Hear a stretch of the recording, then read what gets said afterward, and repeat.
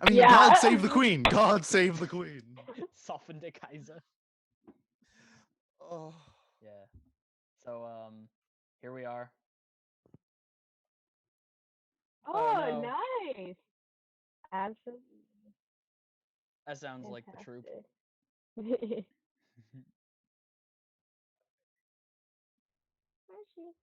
I need to mute it. I need to mute it. Let me check. Come on.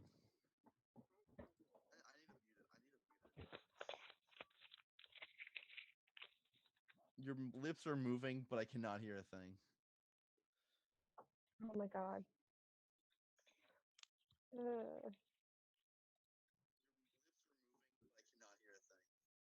I apologize for my cat. There's also an echo coming from somewhere. Probably. How's that me? Oh wait, that's because I am. A real human being and a real hero.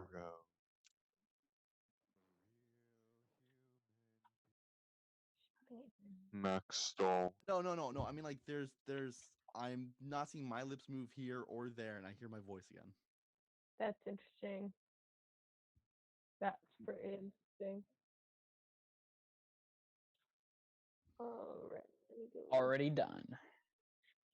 It is now done. I don't have to hear my disgusting voice. Just kidding. It's being monitored through my headphones. Whoops, I have monitoring on. Oh, now it feels very tied off.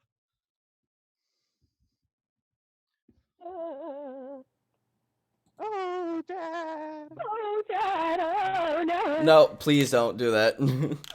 Nope, please don't. Alright, are you able to hear me now? Yes, sweet. Is it good? Excellent. I think you're able to hear me over. Sweet as a lollipop stuck to a grown man's bottom. Oh. Alright. That's. Everyone with microphones, please don't put it right up to your mouth.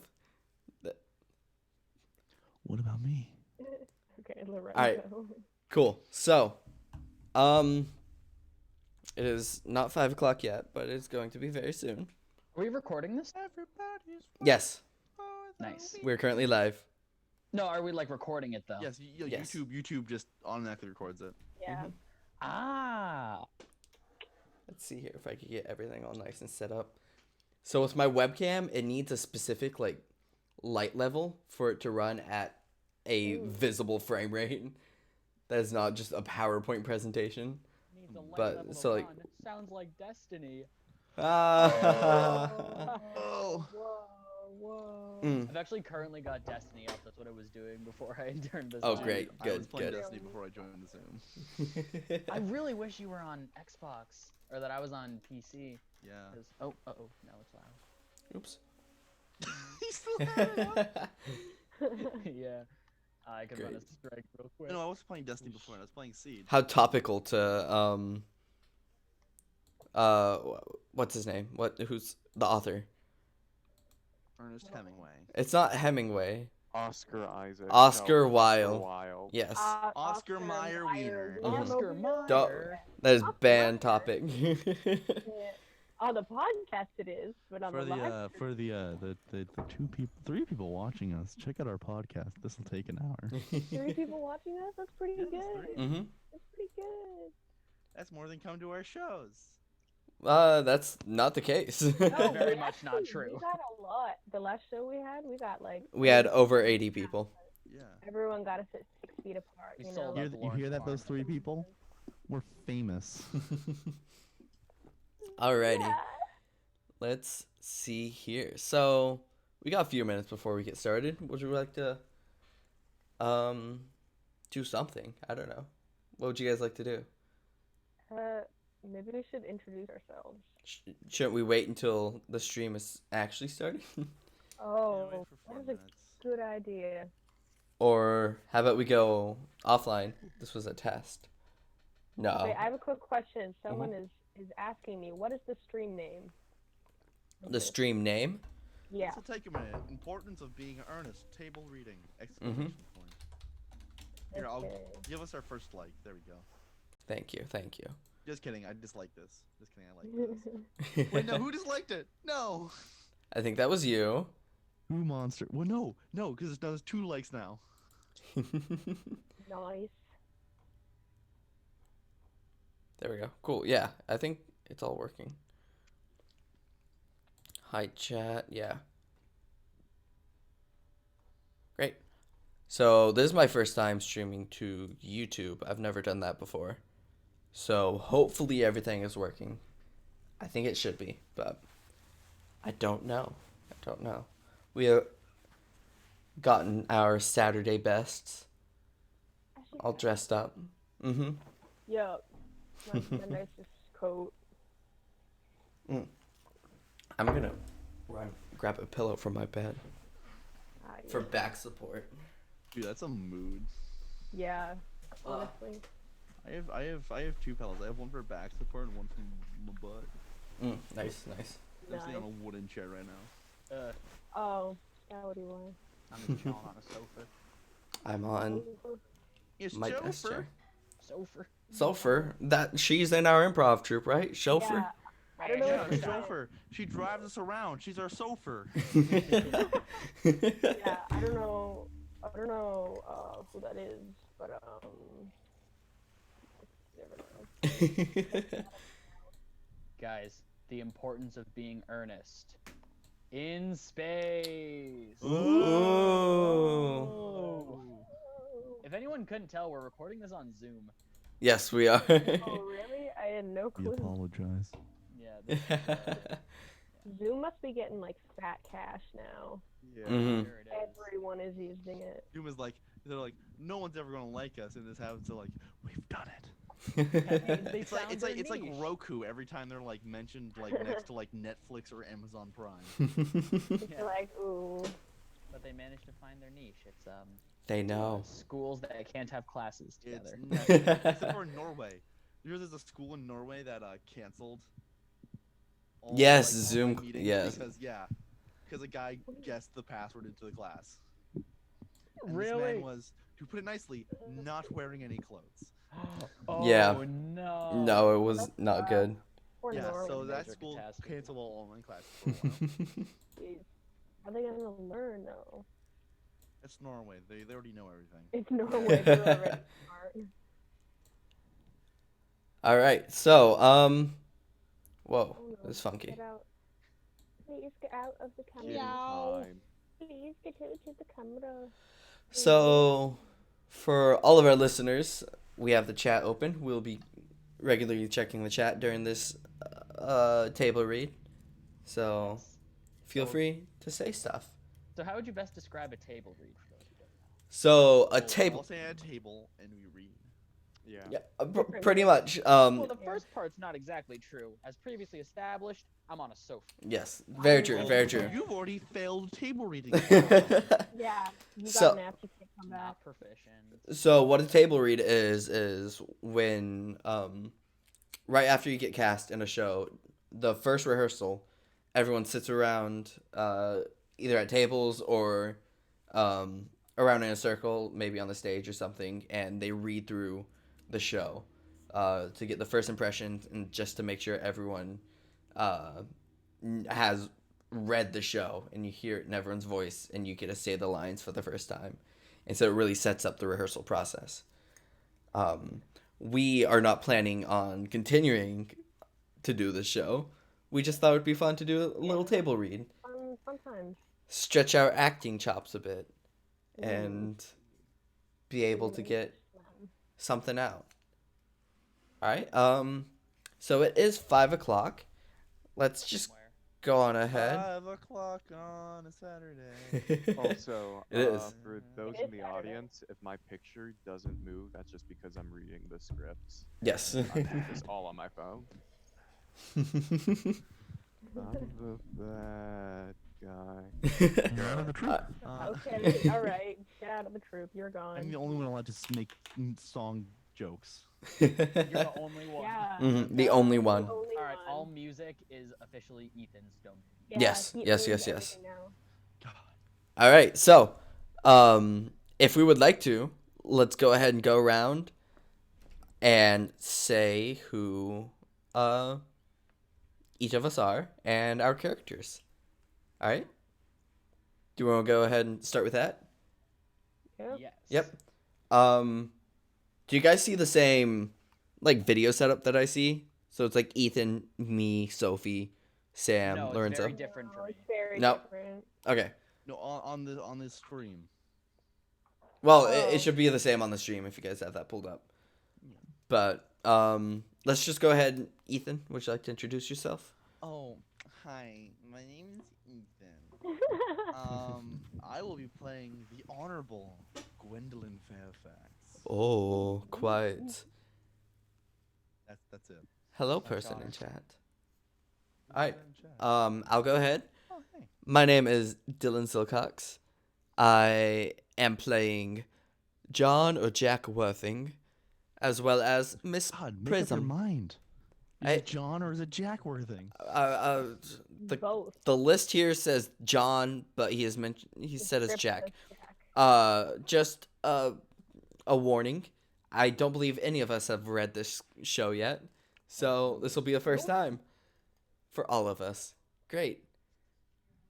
So next up, oops, looks like audio's really quiet for desktop. Let me go ahead and turn that up a bit. Maybe you guys can hear. There we go. Hopefully that is a bit better for desktop audio. Thank you, people in chat. So I will be playing John Worthing and Miss Prism. Sophie, would you like to introduce? My name is Mr. Stoll, and I will be reading for Lane. And I'm Sophie, and I will be reading for Lady Bracknell. I'm really cool. Sam. You know, Awesome. I am Sam Coke. I will be reading for Reverend Canon Shossable DD, which I don't know what that stands for, and the Butler Merrimum. Fantastic. Enzo. My name's Enzo. I'll be reading for Algernon Moncrief and Cecily Cardew. Fantastic. Alrighty, so let's see here. Would everyone be able to speak real quick so we could just make sure? Yo, this is me speaking. People in chat, how does that sound? This is me. This is me going back to the Target bathroom to rewind. What? This What? is real. This is me. I'm This exactly is- who I'm supposed to be now. Ah, Let that I light am Right. talking at the shine volume I on will be shine on talking, me. at the angle of which I will be Mm-mm-mm. talking. Hopefully, this entire Spaghetti. time. I want to take a spaghetti bath and cover my body in. Alrighty. I How think does that, that I think, sound, I think that's everyone? made only better by the fact that like his image isn't moving. It's just a still Yeah. image It with makes no it- text. It makes it a little creepier, not gonna lie. Alright, it looks like it's good. Fantastic. All right. Y'all, ye gamers. Great. So I think we're just gonna go ahead and start. I will Yeah. also be reading all of the stage directions. Oh no, man. Ethan, would you like to read all the stage directions? You know what? I will Since you're read only all the playing stage one directions. character. Yeah. Great. Fantastic. Man, I thought I could get off easy. All right, Are let's you guys start. ready? Everyone ready? Ready. Ready.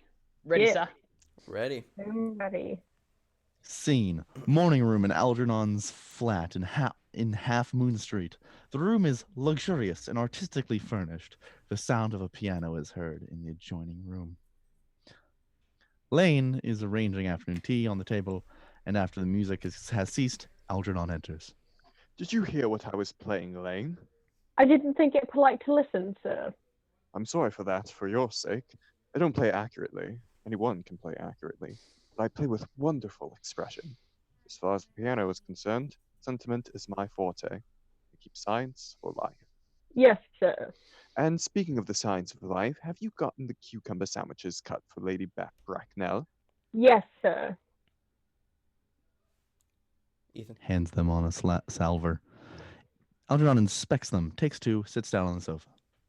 Oh, by the way, Lane, I see from your book that on Thursday night, when Lord Shawman and Mr. Worthington were dining with me, 8 bottles of champagne are entered as having been consumed. Yes, sir. 8 bottles at a point. And a pint. Why is it that at a bachelor's establishment the servants invariably drink the champagne? I merely ask for information. I attribute it to the superior quality of the wine, sir.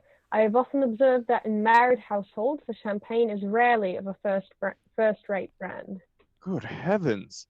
Is marriage so demoralizing as that? I believe it is a very pleasant state, sir. I have had very little experience of it myself up to the present. I have only been married once. This was a consequence of a misunderstanding between myself and a young person. I don't know I am that much interested in your family lifeline. No, sir, it is not a very interesting subject. I never think of it myself. Very natural, I'm sure. That'll do, Lane. Thank you. Thank you, sir. Lane goes out. Lane's view on marriage seems somewhat lax. Really, the lower orders don't set us a good example. What on earth is the use of them? They seem, as a class, to have absolutely no sense of moral responsibility. Lane enters. Mr. Ernest Worthing. Enters Jack. Lane leaves. How are you, my dear Ernest?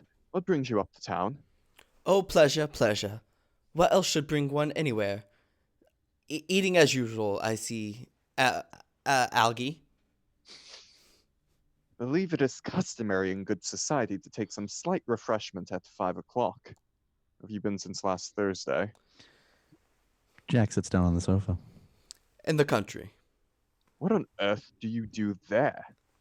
Jack pulls off his gloves. When one is in town, one amuses oneself. When one is in the country, one amuses other people. It is excessively boring.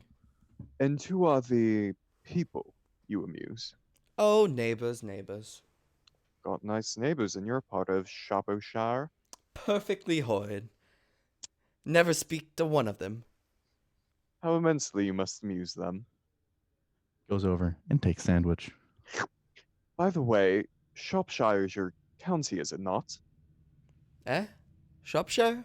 Yes, of course. Hello. Why all these cups?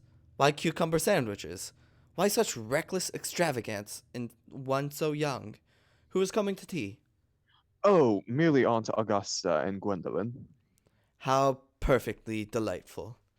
Yes, that is all very well, but I am afraid Aunt Augusta won't quite approve of your being here. May I ask why? My dear fellow, the way you flirt with Gwendolyn is perfectly disgraceful. It's almost as bad as the way Gwendolyn flirts with you. I am in love with Gwendolyn. I have come up to town expressly to propose to her. I thought you had come for pleasure. Call that business. How utterly unromantic you are. I really don't see anything romantic in proposing. It's very romantic to be in love, but there's nothing romantic about a definitive proposal. Why one may be accepted, one usually is, I believe. Then the excitement is over. The very essence of romance is uncertainty. If I ever get married, I'll certainly try to forget the fact. I have no doubt in that, dear Algie. The divorce court was specifically invented for people whose memories are so curiously constituted. Oh, there is no use speculating on that subject. Divorces are made in heaven. Jack puts out his hand to take a sandwich. Algernon at once interferes. Please don't touch the cucumber sandwiches. They are ordered especially for Aunt Augusta. Takes one and eats it. Well, you have been eating all the time. Now, that is quite a different matter. She is my aunt. Takes the plate. Have some bread and butter. The bread and butter is for Gwendolyn. Gwendolyn is devoted to bread and butter. Advancing to the table, helping himself. And very good bread and butter. It is. You too? Well, my dear fellow, you need not eat as if you were going to eat it all. You behave as if you were married to her already. You are not married to her already, and I don't think you ever will be. Why on earth would you say that? Well, in the first place, girls never marry the men they flirt with. Girls don't think it right. Oh, that is nonsense. It isn't. It is a great truth. It accounts for the extraordinary number of bachelors that one sees all over the place. In the second place, I don't give my consent. Your consent? My dear fellow, Gwendolyn is my first cousin. Before I allow you to marry her, you will have to clear up the whole question of Cecily. Cecily? What on earth do you mean? What do you mean, Algie, by Cecily? I don't know anyone by the name of Cecily. Lane enters. Bring me that cigarette case Mr. Worthington left in the morning, left in the smoking room the last time he dined here. Yes, sir. Lane leaves. Do you mean to say you have had my cigarette case all this time? I wish to goodness you had let me known. I have been writing frantic letters to Scotland Yard about it. I was very nearly offering a large reward. Well, I wish you would offer one. I happen to be more than usually hard up. There's no good offering a large reward now that the thing is found. Enters Lane with a cigarette case on a salver. Algernon takes it once. Lane goes out. I think that is rather mean of you, Ernest, I must say. Opens case and examines it. However, it makes no matter, for now that I look at the inscription inside, I find the thing isn't yours after all. Of course it's mine. Moving to him. You have seen me with it 100 times, and you have no right whatsoever to read what is written inside. It is very ungentlemanly thing to read a private cigarette case. Oh, it's as absurd to have hard and fast rule about what one should read and what one shouldn't. More than half of modern culture depends on what one shouldn't read. I'm quite aware of the fact, and I don't propose to discuss modern culture. It isn't the sort of thing one should talk of in private. I simply want my cigarette case back. Yes, but this isn't your cigarette case. The cigarette case is a present from someone of the name of Cecily, and you said you didn't know anyone of that name. Well, if you want to know, Cecilia happens to be my aunt. Your aunt? Yes, charming old lady she is, too. Lives at Turnbridge Wells. Just give it back to me, Algie. Returning to back of the sofa. But why does she call herself Little Cecily if she's your aunt and lives at Tunbridge Wells? Reading. From little Cecily with her fondest love. Moving to the sofa and kneeling upon it. My dear fellow, what on earth is that? What is there in that? Some aunts are tall, some aunts are not tall. This is a matter that surely an aunt may be allowed to decide for herself. You seem to think that every aunt should be exactly like your aunt. That is absurd. For heaven's sake, give me back my cigarette case. Follows Algernon round the room. Yes, but why does your aunt call you her uncle? From little Cecily with her fondest love to her dear Uncle Jack. There's no objection, I admit, to an aunt being a small aunt, but why an aunt, no matter what your size may be, should call her own nephew her uncle, I can't quite make out. Besides, your name isn't Jack at all. It is Ernest. It isn't Ernest. It's Jack. You have always told me it was Ernest. I have introduced you to everyone as Ernest. You answer to the name Ernest. You look as if your name was Ernest. You're the most earnest-looking person I've ever saw in my life. It is perfectly absurd you're saying that your name isn't Ernest. It's on your card. Here's one of them. Taking it from case. Mr. Ernest Worthington, B4 the Albany. I'll keep this as proof your name is Ernest if you ever attempt to deny it to me, or to Gwendolyn, or to anyone else. Puts the card back in his pocket. Well, my name is Ernest in town and Jack in the country, and the cigarette case was given to me in the country. Yes, but that doesn't account for the fact that your small Aunt Cecily, who lives at Turnbridge Wells, calls you her dear uncle. Come, old boy, you had much better have the thing out at once. My dear Algie, you talk exactly as if you were a dentist. It is very vulgar to talk like a dentist when one isn't a dentist. It produces false impression. Well, that is exactly what dentists always do. Now go on, tell me the whole thing. I may mention that I've always suspected you of being a confirmed and secret Bernaputist. I'm quite sure of it now. Bernaputist? What on earth do you mean by Bernaputist? I meant bun purist. I'll Bun- review to you the meaning of that incomparable expression as soon as you are kind enough to inform me why you are Ernest in town and Jack in the country. Well, produce my cigarette case first. Here it is. Hands over the cigarette case. Now produce your explanation and pray make it improbable. He sits on the sofa. My dear fellow, there is nothing improbable about my explanation at all. In fact, it's perfectly ordinary. Old Mr. Thomas Cardew, who adopted me when I was a little boy, made me in his will guardian to his granddaughter, Miss Cecily Cardew. Cecily, who addresses me as her uncle from motives of respect that you could not possibly appreciate, lives at my place in the country under the charge of her admirable governess, Miss Prism. Where is that place in the country, by the way? That is nothing to you, dear boy. You are not going to be invited. I may tell you candidly that the place is not in Shropshire. I suspected that, my dear fellow. I've been buried all over Shropshire on 2 separate occasions. Now, go on. Why are you Ernest in town and Jack in the country? Sure. My dear Algie, I don't know whether you will be able to understand my real motives. You are hardly serious enough. When one is placed in the position of guardian, one has to adopt a very high moral tone on all subjects. It's one's duty to do so, and as a high moral tone, can hardly be said to conduce very much to either one's health or happiness. In order to get up to town, I have always pretended to have a younger brother of the name of Ernest, who lives in the Albany, and gets into the most dreadful scrapes.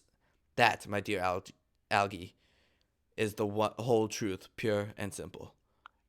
The truth is rarely pure and never simple. Modern life would be very tedious if it were either, and modern literature a complete impossibility. That wouldn't be a bad thing at all. Literary criticisms is not your forte, my dear fellow. Don't try it. You should leave that to the people who haven't been at a university. They do it so well in the daily papers. What you really are is a bun purist.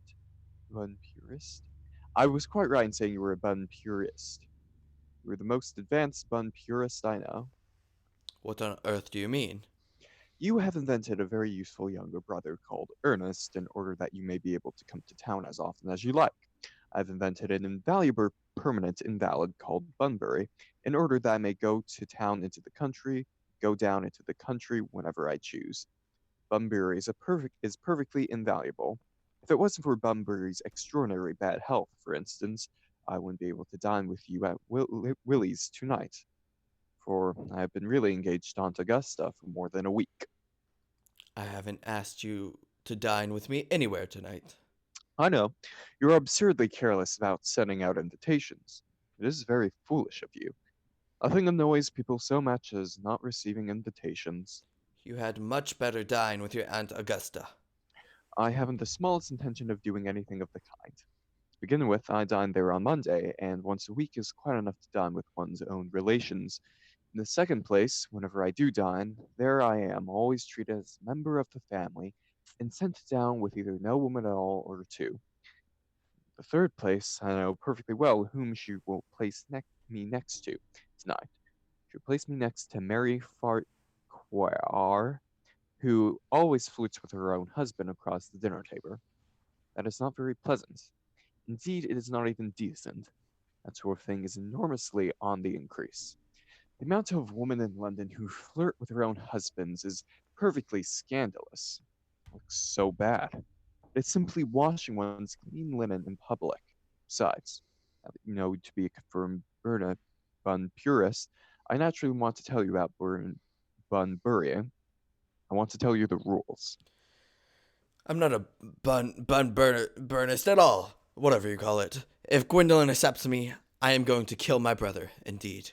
I think I'll kill him in any case. Cecilia is too little. It is a little too much interested in him. It is rather a bore. So I am going to get rid of Ernest, and I strongly advise you to do the same with Mr. Will you invite your friend who has the absurd name? Nothing will induce me to part with Bunbury, and if you ever get married, which seems to be extremely problematic, you'll be very glad to know Bunbury. A man who marries without knowing Bunbury has a very tedious time of it. That is nonsense. If I marry a charming girl like Gwendolyn, and she is the only girl I ever saw in my life that I would marry, I certainly won't want to know Bunbury. Then your wife will. You don't seem to realize that married life 3 is company and 2 is none. That, my dear young friend, is a theory for that corrupt French drama has been propounding for the last 50 years. Yes, and that the happy English home has proved in half the time. For heaven's sake, don't try to be cynical. It's perfectly easy to be cynical. My dear fellow, it isn't easy to be anything nowadays. There's such a lot of beastly competition about. Sound of an electric bell is heard. Ah, that must be Aunt Augusta. Only relatives or creditors ever ring that Wagner manor. Now, if I get her out the way for 10 minutes so that you will have an opportunity for proposing to Gwendolyn, may I dine with you tonight at Willie's? I suppose so, if you want to. Yes, but you must be serious about it. I hate people who are not serious about meals. So shallow of them. Enters Lane. Lady Brackwell and Miss Fairfax. Algernon goes forward to meet them. Enter Lady Brackwell and Gwendolyn. Good afternoon, dear Algernon. I hope you are behaving well. I'm feeling very well, Aunt Augusta. That's not quite the same thing. The fact that two things rarely go together. Sees Jack and bows to him with icy coldness. Dear me, you are smart. I am always smart. Am I not, Mr. Worthing? You're quite perfect, Miss Fairfax. Oh, I hope I am not that. It would leave no room for developments, and I intend to develop in many directions. Gwendolyn and Jack sit down together in the corner.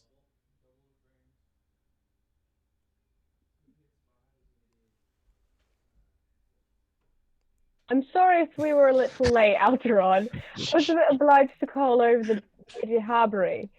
I hadn't been there since her poor husband's death. I never saw a woman that altered.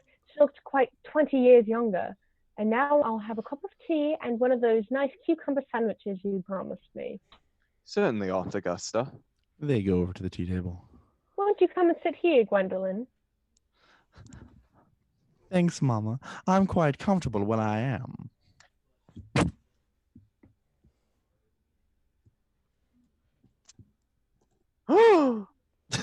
Good heavens, Lane. Why are there no cucumber sandwiches? I ordered them specifically.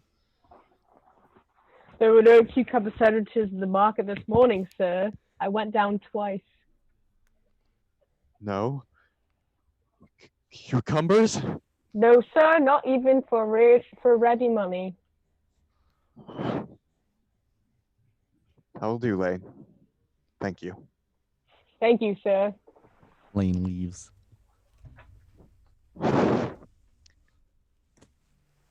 I am greatly distressed, Aunt Augusta, about there being no cucumbers. Not even for ready money. It really makes no matter, Algernon. I have some crumpets with Lady Harbury, who seems to me be living entirely for pleasure now. I hear her hair has turned quite gold from grief. It certainly has changed its colour, from what cause I, of course, cannot say. Algernon crosses and hands tea. Thank you. I've quite a treat for you tonight, Algernon. I am ready to send you down with Mary Farquhar. She is such a nice woman and so attentive to her husband. It's delightful to watch them. I'm afraid, Aunt Augusta, I shall have to give up the pleasure of dining with you tonight after all. I hope not, Algernon. It would put my table completely out. Your uncle would have to dine upstairs. Fortunately, he is accustomed to that. It would be a great bore, and I need hardly say, a terrible disappointment to me. But the fact is, I have just had a telegram to say that my poor friend Bunbury is very ill again. Exchanges glances with Jack. They seem to think I should be with him. It is very strange. This Mr. Bunbury seems to suffer from curiously bad health. Yes, poor Bunbury is a dreadful invalid. Well, I must say, Algernon, this is the height of the time that Mr. Bunbury made up his mind whether he was going to live or die. This shilly-shallying with the question is absurd, nor do I in any way approve in the modest sympathy with invalids. I consider it morbid. Illness of any kind is hardly a thing to be encouraged in others. Health is the primary duty of life. I'm always telling that improvement in line it goes. I should very much be obliged if you would ask Mr. Bunbury, from me, to be kind enough not to have a relapse on Saturday. I rely on you to arrange my music for me.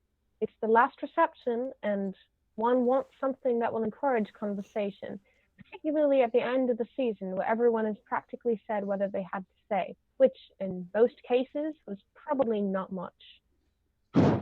I'll speak to Bunbury, Aunt Augusta, if he is still conscious, and I think I can promise you he'll be all right by Saturday. Of course, the music is a great difficulty. You see, if one plays good music, people don't listen. If one plays bad music, people don't talk. But I'll run over the programme I've drawn out, and if you will kindly come to the next room for a moment. Thank you, Algernon. This is very thoughtful of you. Oh, rising and following Algernon. I'm sure the program will be delightful after a few expurgations. French song I cannot possibly allow. People always seem to think that they are improper and either look shocked, which is vulgar, or laugh, which is worse. But German sounds a thoroughly respectable language, and indeed I believe it is so. Gwendolyn, you will accompany me? Certainly, ma'am. Lady Brackle and Algernon go into the music room. Gwendolyn remains behind. Charming day it has been, Miss Fairfax. Pray, don't talk to me about the weather, Mr. Worthing. Whenever people talk to me about the weather, I always feel quite certain that they mean something else. That makes me so nervous. I do mean something else. I thought so. In fact, I am never wrong. And I would like to be allowed to take advantage of Lady Bracknell's temporary absence. I would certainly advise you to do so.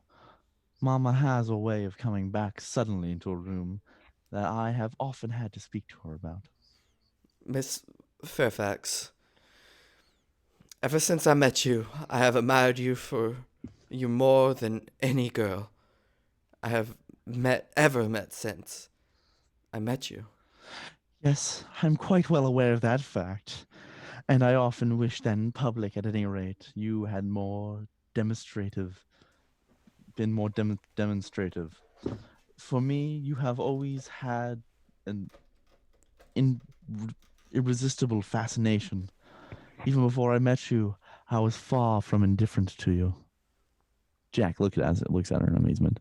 We live, as I hope you know, Mr. Worthing, in an age of ideals. The fact that constantly mentioned in more expense monthly magazines and has reached the provincial pulpits, I am told. And my idea has always been to love someone of the name Ernest. There is something in that name that inspires absolute confidence. The moment Algernon first mentioned to me that he had a friend called Ernest, I knew I was destined to love you. You really love me, Gwendolyn? Passionately. Darling, you don't know how happy you've made me. My own Ernest.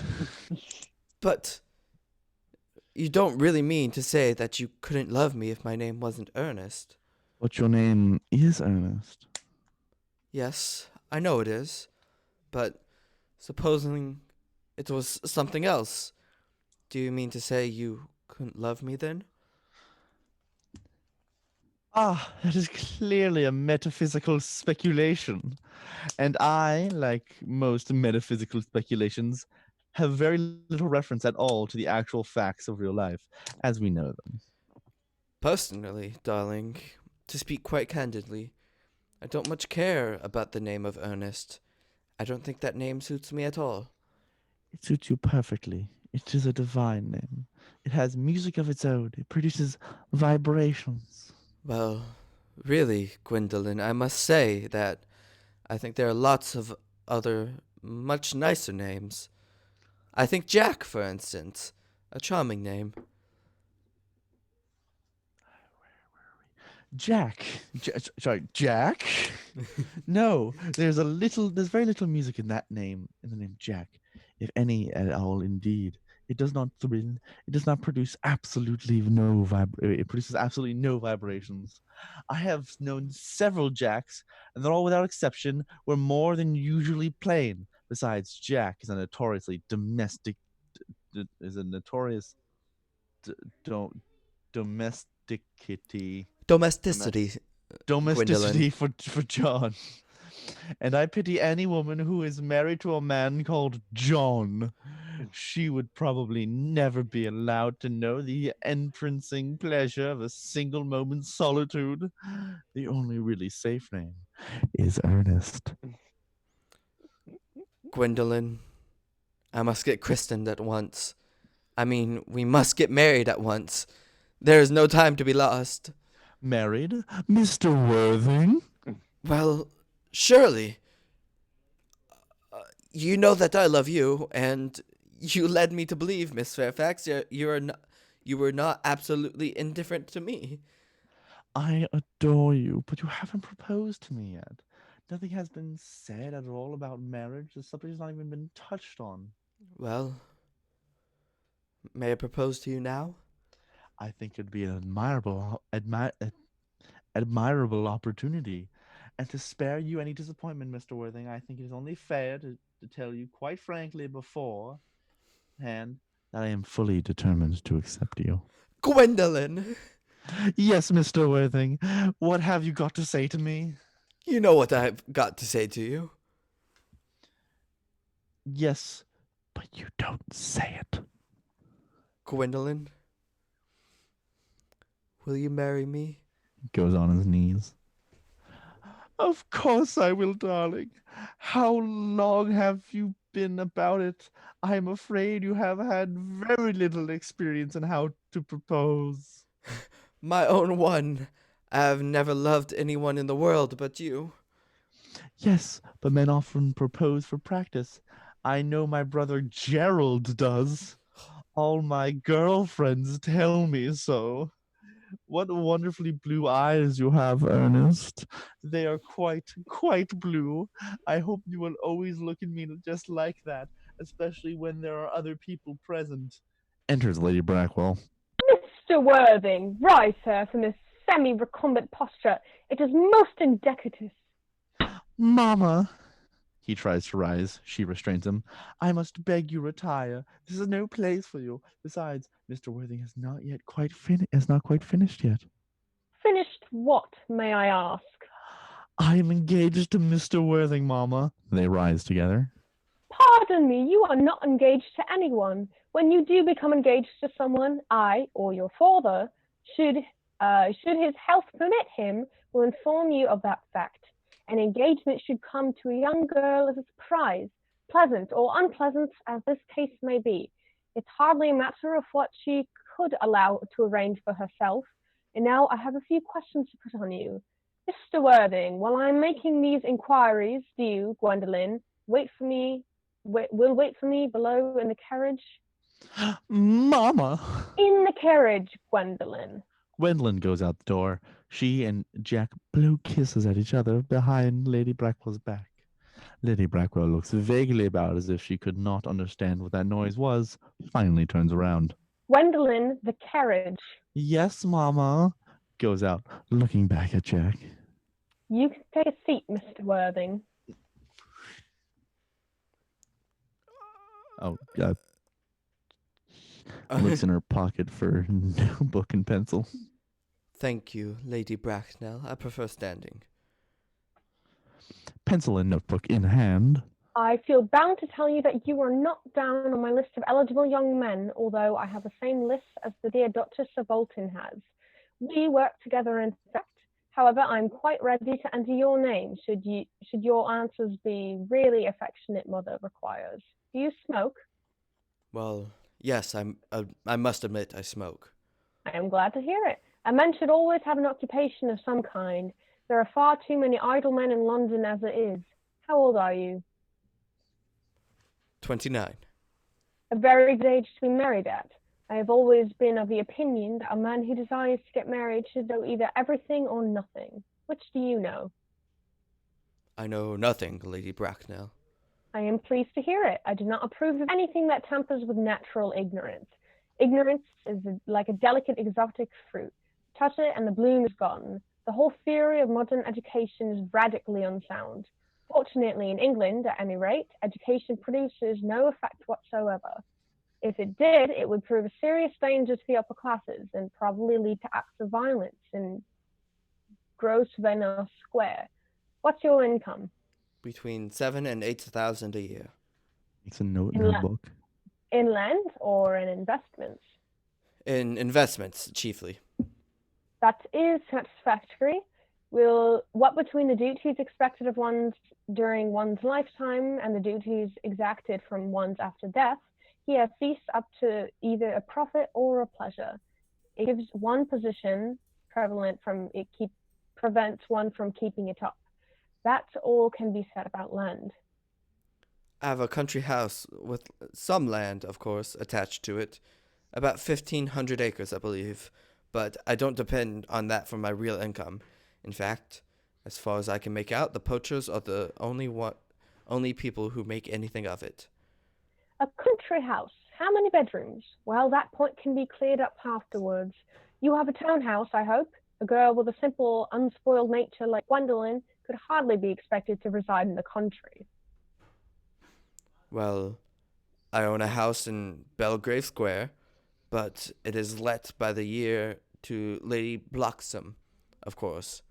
I can get it back whenever I like, at 6 months' notice. Lady Bloxham? I don't know her. Oh, she goes about very little. She is a lady considerably advanced in years. Ah, nowadays that is no guarantee of respectability of character. What number is Belgrave Square? 149.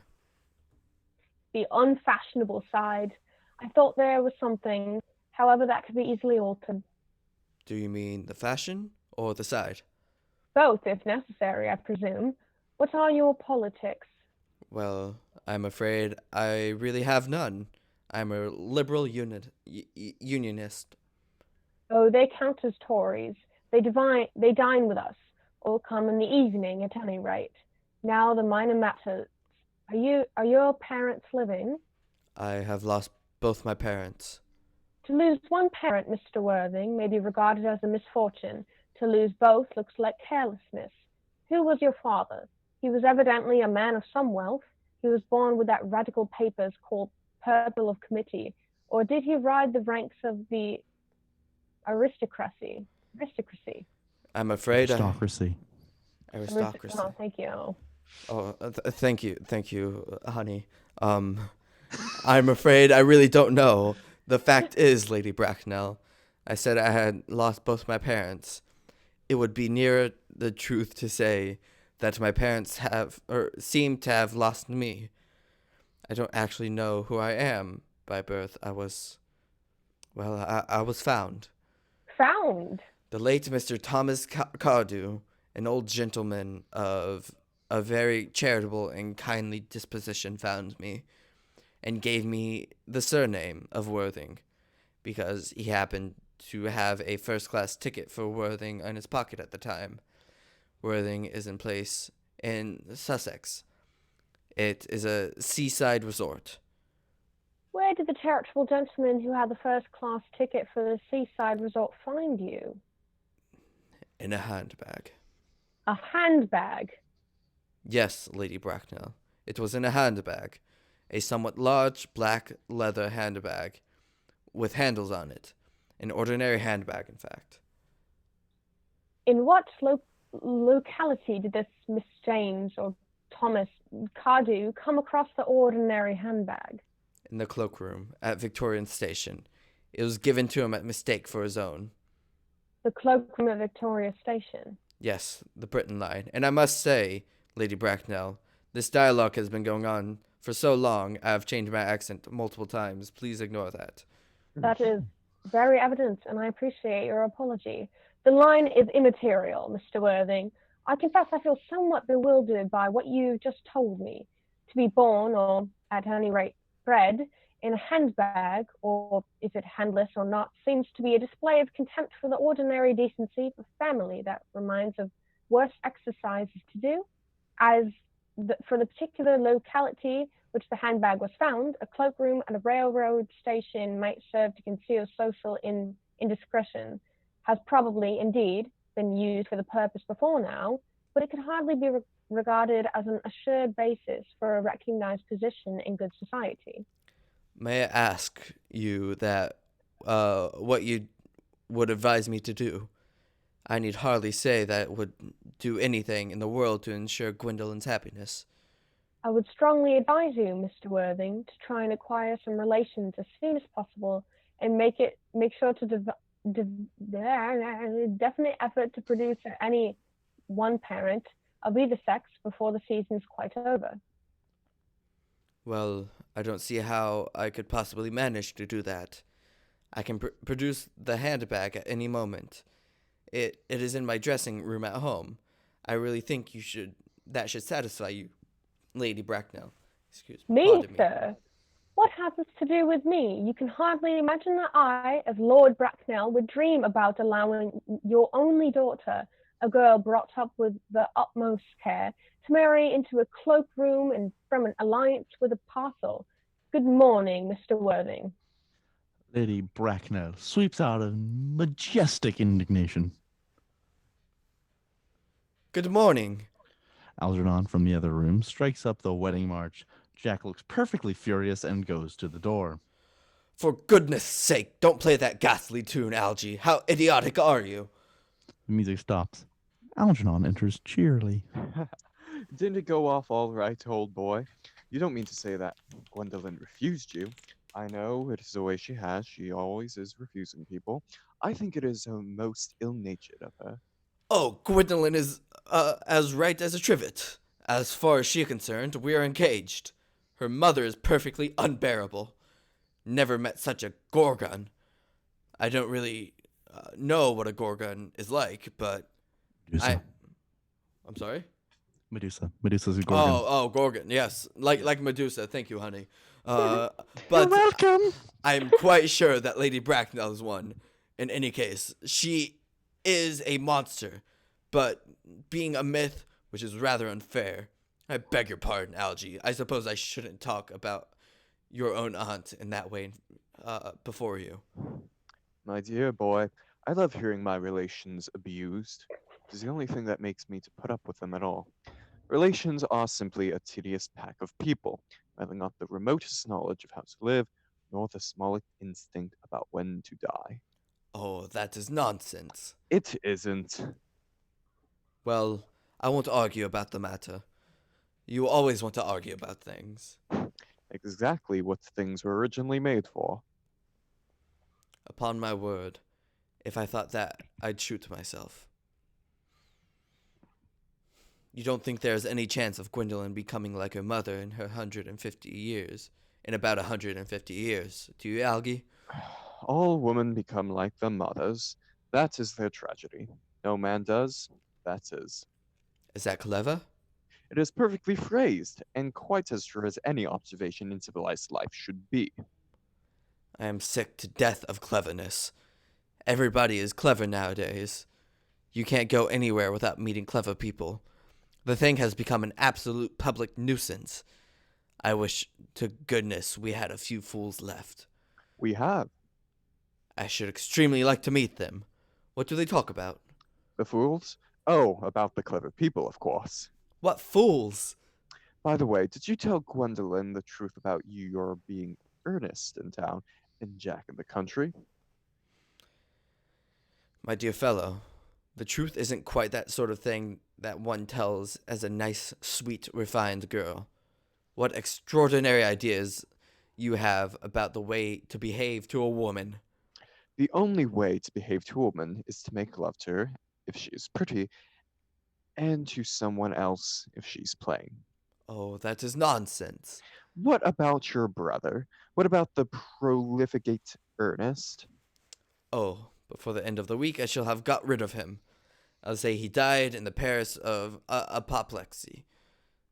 Lots of people die in apoplexy quite suddenly, don't they? Yes, but it's hereditary, my dear fellow. It's the sort of thing that runs in families. Yeah, you have much better say a severe chill. You sure? You are sure a severe chill isn't hereditary, or any of that kind? Of course it isn't. Very well then. My poor brother Ernest to carry it off suddenly in Paris by a severe chill. That gets rid of him. But I thought you said that Miss Cardew was a little too much interested in your poor brother Ernest. Won't she feel his loss a good deal? Oh, that is all right.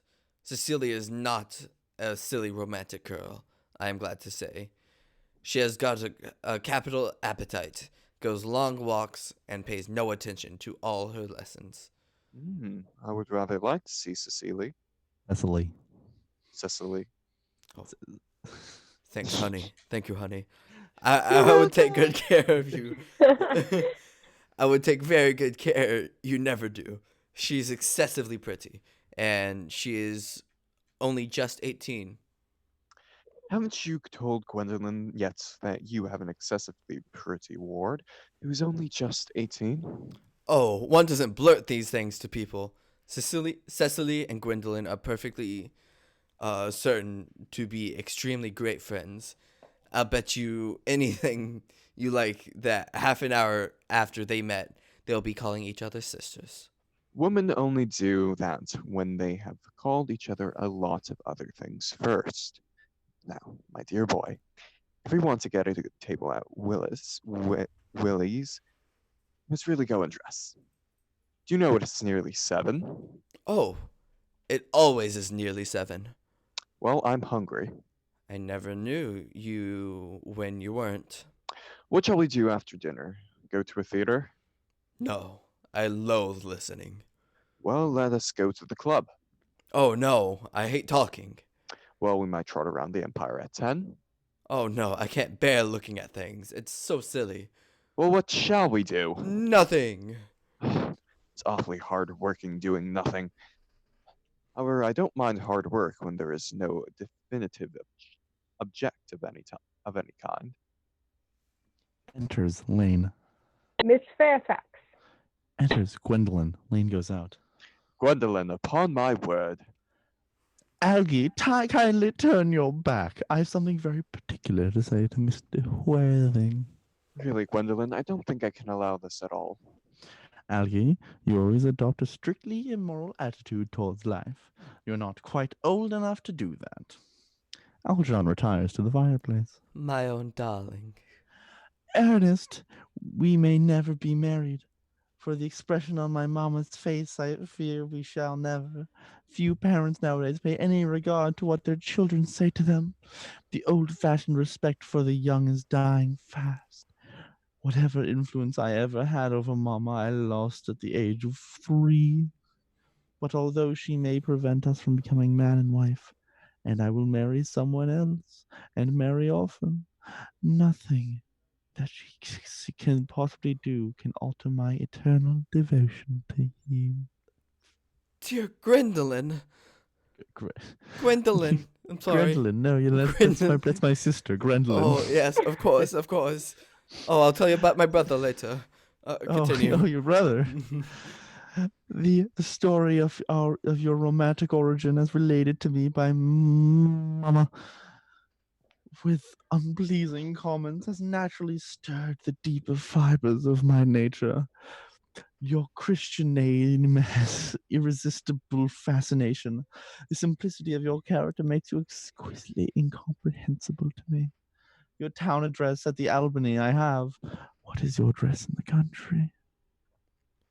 The Manor House, Woolton, Hertfordshire. Algernon, who's been carefully listening, smiles to himself and writes that address down on his shirt cuff. Then picks up the railway guide shirt cuff. It's gonna ruin a shirt cuff. Yeah. There's a good postal service, I suppose. It may be necessary to do something desperate. That, of course, I will require serious consideration. I will communicate with you daily. My own one. How long do you remain in town? Till Monday. Good. Alki, you may turn around now. Thanks, I've already turned around already. Ooh, You may also ring the bell. You will let me see you in your carriage, to your carriage, my own darling. Certainly. To Lane, who now enters, I will see Miss Fairfax out. yes, sir. Jack and Gwendolyn go off. Lane presents several letters on a salver to Algernon. It is to be surmised that they are bills, as Algernon, after looking at the envelope, tears them up. A glass of sherry, Lane. Yes, sir. Tomorrow, Lane, I'm going Bunburying. Yes, sir. I shall probably not be back till Monday. Put up my dress clothes, my smoking jacket, and all the Bunbury suits. Yes, sir. Handing I him hope Sherry. I hope tomorrow will be a fine day, Lane. It never is, sir. Lane, you're a perfect pessimist. I do do my best to give satisfaction, sir.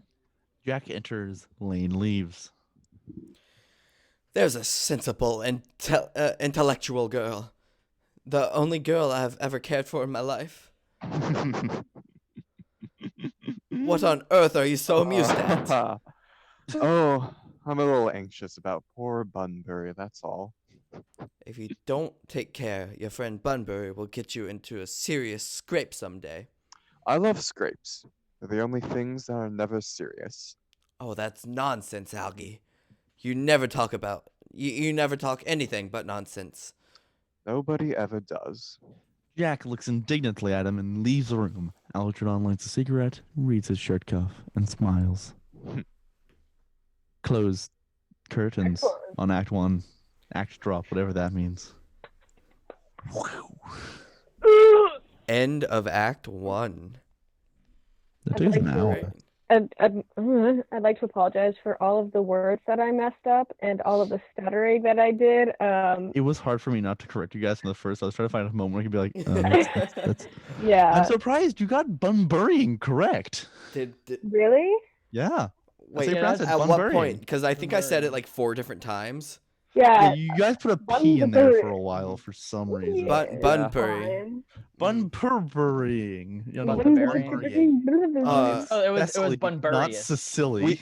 We said it like 5 different ways. They said Cecily, I think. And then Shropshire. I would like to applaud Sam's performance. Shropshire.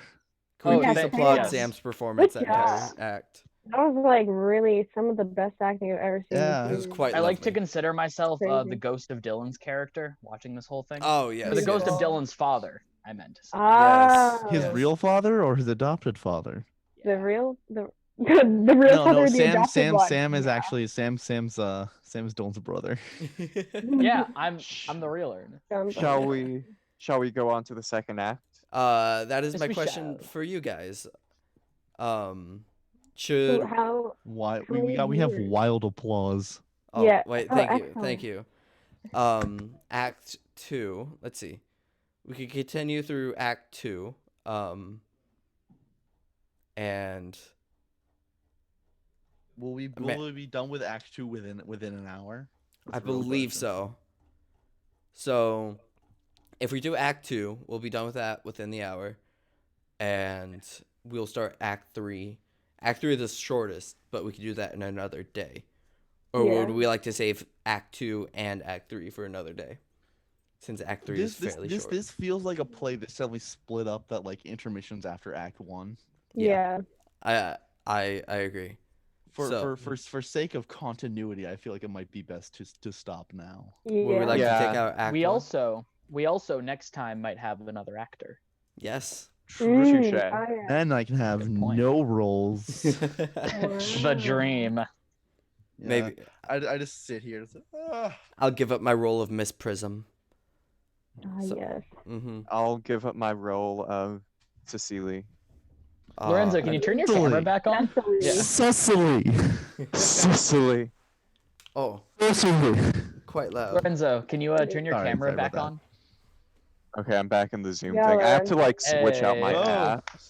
I have to Mhm. switch out my apps because I'm doing this all on my phone. So when I go to like the Google Docs or whatever, it's like How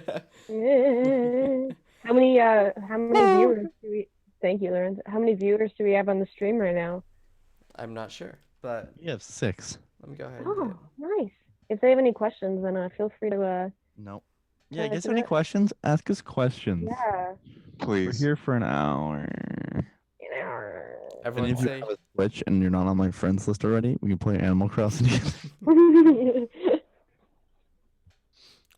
oops. Let's see here. All right.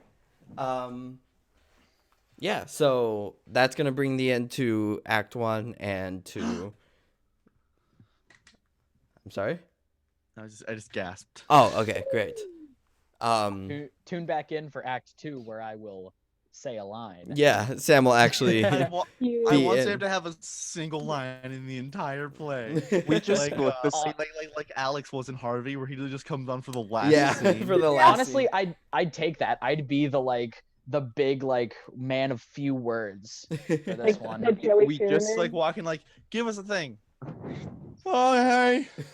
Literally Just- in All Shook Up, Joey Schumann only had like 3 lines, and it was, Matilda, shut up.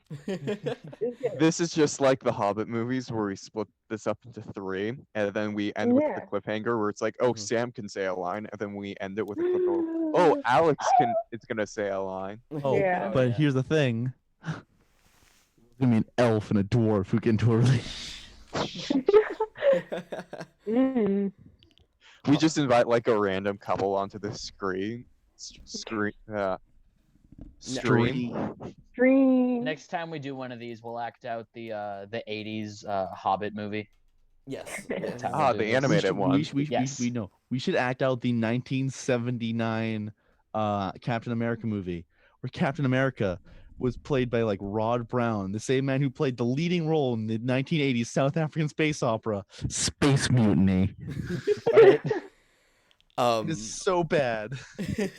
I like the narrative we had going in that first act that Gwendolyn was actually there listening to that entire Gwendolyn's just like, conversation. Yeah, and she's like, oh, actually, it's pronounced this way. Yeah. Just Thank a you, walking encyclopedia. Mhm, mhm. Encyclopedia.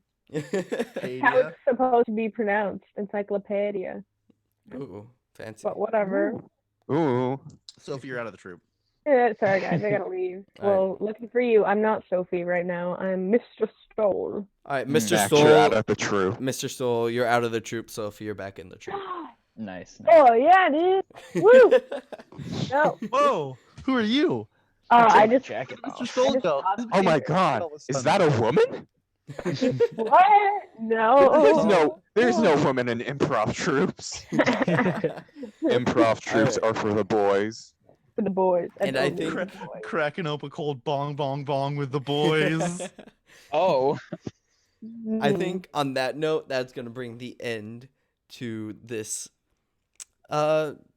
first section of the table read. we're gonna have to Yeah. retitle the stream Part 1, aren't we? Yes, Yeah. we'll retitle the stream part 1, and we will Tune in- continue with Tune in Act next 2 week. If you and want to Act watch 3. me dress up as a man again. Yeah, we'll just say we'll do it next week, sometime The next bow week. tie will be in effect. Yes. Just forewarning, I might have different hair when we do this, so I'm not Oh, gonna yeah. really. Ooh. I'm not Whoa. gonna look like Lori from Little Woman 2019. All right. Thank you all so much for joining Alright. us on this. Please let us know what you thought about this, and if you want us to see us read other things, because I think this was Yeah. a fun time. I enjoyed this. Other things within copyright law. Yes. Yes, that's a big thing because we had a very cool idea. Yeah, but we Copy- didn't- Copyright fell law through. and or something that no one cares to enforce the copyright law. Exactly. Like if we just riffed off of The Room, I don't think anyone would care. No. Oh, hi, that Mom. would be so awesome. Oh, hi, Mark. All We right. could totally. Oh, do hi, it. Mark. I We am find fed transcripts up with somewhere. this world. Yeah. But that is a story for another Thank day. you guys so much for joining us on this episode. I was just about to say if this will take an hour. Of the podcast. different yeah. This'll thing. take Tune into the this'll take a podcast. minute. Watch- That took an hour. Yeah. Listen to the podcast if you This'll want. take an hour. It's on Lorenzo and I Spotify, will be on it. Google What? iTunes Music, Google Play Music. Apple Podcast. I'm a podcast. If there's anything you want Anchor to see, FM. Yeah. if there's anything you guys want us to do as a troupe, any ideas of improv or whatever, go ahead and shoot us a message. Let us know Anything what you other than think. cartwheels, I can't do that. I Yeah. can do Make cartwheels. fan art. Yes, Make us and fan art. yes, fan art would be fun. We have a call for someone to make a Voltron chicken. Yes, that Oh, is yeah. currently in Currently, place. that and any other fan art, please direct to Fan art one would of be us so and or the cool, yeah. Discord. If you guys Join know our any Discord. artists, you know any We have a artists, Discord. Okay, I'm hit kidding. them up Oh and god, be I feel like, bad. yo, make Yeah, some join our fan art. Discord. That'd be really cool. Sophie, I literally can't hear you. I'm sorry. Good job. The girl. Girl. We have just been asked to read the Star Wars prequel dialogue. Ah, I have that No. memorized. I hate sand. It's coarse and Sand rough gets and gets everywhere. everywhere. And because I hate Know sand, I that. murdered the women. I'd like to be Jar Jar if we started Fandom All right. Menace. Thank you guys so much for joining us. We will let you guys know. Jar Jar Binks. We will let you guys know as soon as possible when part 2 will be. Go ahead, check out our Instagrams. It'll be on like all of our Instagrams and Snapchats, and also the Troop Yeah. Instagram. This will take a minute, but other than that, I think let's go ahead and bring us to an end. Yeah. Thank you The end guys of for the joining world. us. All right, bye. Bye, everyone. Bye.